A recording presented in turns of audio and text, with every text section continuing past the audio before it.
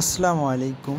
আমরা ভিডিওতে দেখতে পাচ্ছি একটি বাছুরের টিটেনাস বা ধনুষ্টঙ্কার রোগ হয়েছে। এটি ক্লোস্ট্রিডিয়াম টিটানি নামক ব্যাকটেরিয়ার কারণে সৃষ্টি একটি মারাত্মক রোগ, যা মাংসপেশি শক্ত হয়ে যায়, মাংসপেশিতে খিঁচুনি দেয় এবং চোয়াল শক্ত হয়ে যায়।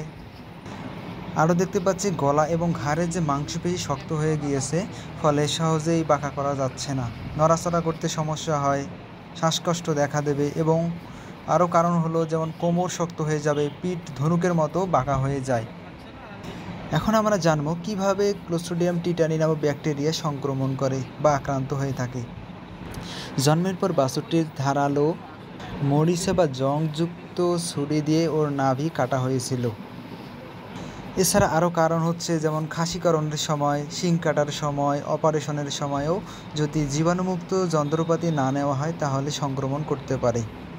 তাই খাসিকরণের সময়, শিং কাটার সময় বা অপারেশনের সময় পরিষ্কার পরিচ্ছন্ন যন্ত্রপাতি ব্যবহার করতে হবে এবং পশু টিটেনাস টিকা দেওয়া হলো প্রতিরোধের সবচেয়ে কার্যকর উপায়।